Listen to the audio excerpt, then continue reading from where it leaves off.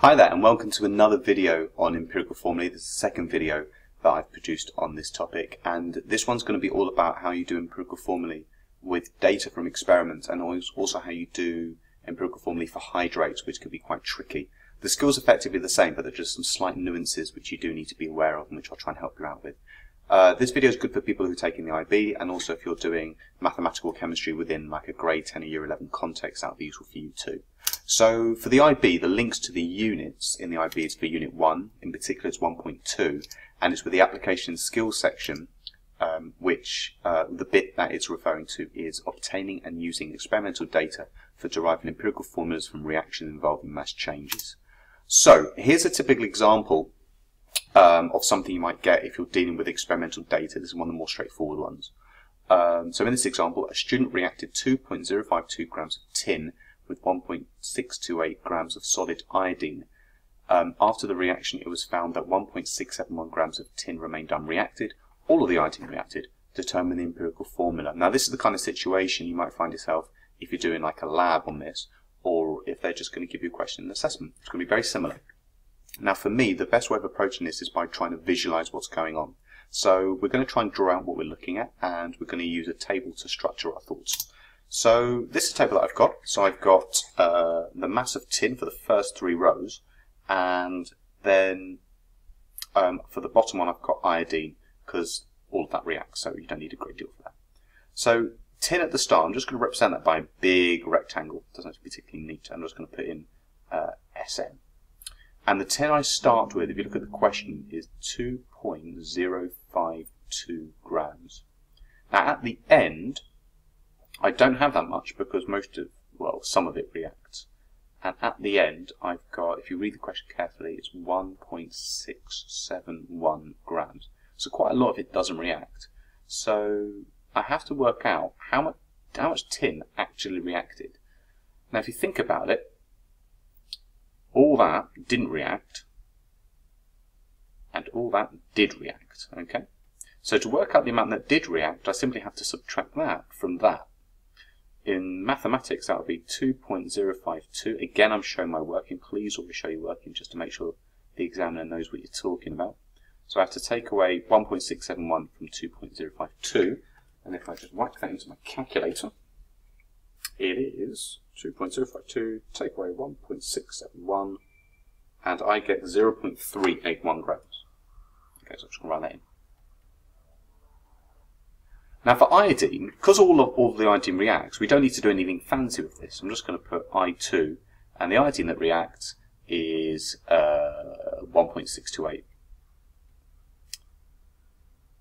as you can see from the question. Alright, so I've got my numbers. So now what I can do is work out the empirical formula using the way in which I've described before. So it's business as usual from this point in. So here's my table, and we're going to go through the rhyme. So the first thing is percent to mass. Now, I'm not given percentages here, so I don't have to worry about that.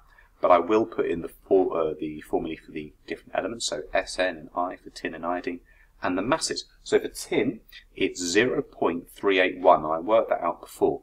And for iodine, the mass is 1.628 grams. Now for the AR, tin is, let's have a look at my period table. It's 1.118.71. Now iodine I've got to be careful with because they reacted it with I2, not just iodine. Now iodine is 126.90.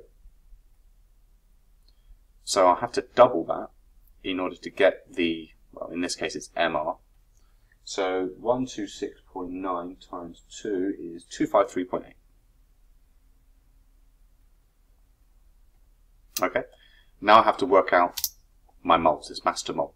So 0.381 divided by the AR, which is 118.71, and that gives me 118.71. I've got 0.00321, basically, rounded up a little bit. And for here it's 1.628 divided by 253.8 equals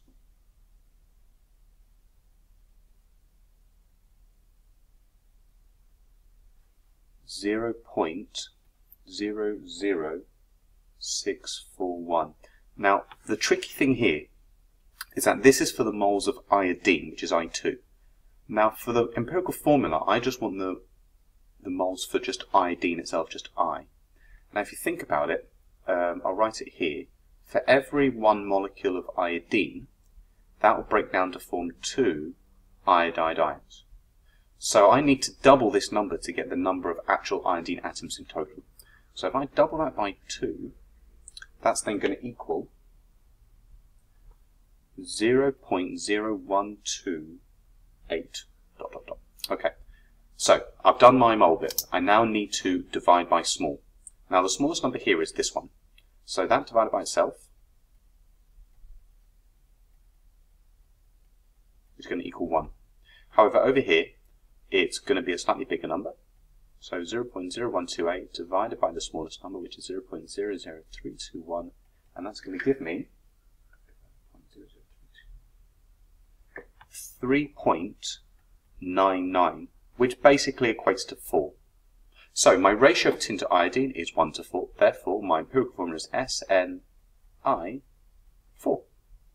And that's it. So let's now go to a different example. And the next example we're going to do is with hydrates, which is a bit harder. So here's a typical example. A sample of hydrated nickel sulfate with a mass of 2.287 was heated to remove all water of crystallization. The solid remaining had a mass of 1.344. Calculate the value of X. Again, it's best to visualize what you're dealing with before you start. So here's my table to help me visualize, and let's put all our numbers and values in. Now, the nickel sulfate is like a big crystal, so I'm just going to do some kind of weird shape, and I'm just going to put in NiSO4. And it also contains H2O, which I'm going to do as a badly drawn circle. All right. So now the mass of those two together is 2.287 grams. Now read the question carefully. It was heated to remove all water of crystallization. Now, if all the water has been removed, you're just left with nickel sulfate, which is here. So I'm just going to draw that weird shape in again. And what I've got left over is 1.344 grams. You can get that from the question. So what we need then is the actual mass of water, because we're going to need to know the moles of it for later. Now the moles of water, if you think about it, it's going to be this, well, the mass of water is going to be this, take away that, and that will leave me with that. Mathematically, it's 2.287, take away 1.344, and I'm left with 2.287, take away 1.344. I've got 0.943, according to my calculator. And that's grams. So now I've got the masses for all of the substances in this nickel sulfate hydrated compound. I can now just go through the standard empirical formulae calculation. It's business as usual with a slight twist to it. So here's my table, and the first thing I do is percent to mass. Now I don't have to do any percentage changes, but I do have to write the masses in. Now instead of putting elements in, I'm going to have to put in actual substances. So I've got nickel sulfate here, and I've got the water here. Now for my early calculation, my water is 0.943. Nickel sulfate, I was given in the question, is 1.344. AR is a bit misleading. We're dealing with MR now. So the MR for nickel sulfate is, using my data booklet, nickel is 58.69 plus the mass of the sulfur, which is 32.07, plus the mass of 4 oxygens, which is 60.00, times 4, and that's going to equal 64 plus 32.07 plus 58.69, and that gives me 154.76. Now the mass of my water is going to be 1.01, because that's for one hydrogen, plus another one, plus there's 16 for oxygen, and that will give me 18.02. Alright, now I have to do mass to mole. Now to do mass to mole, I have to divide the mass by the MR.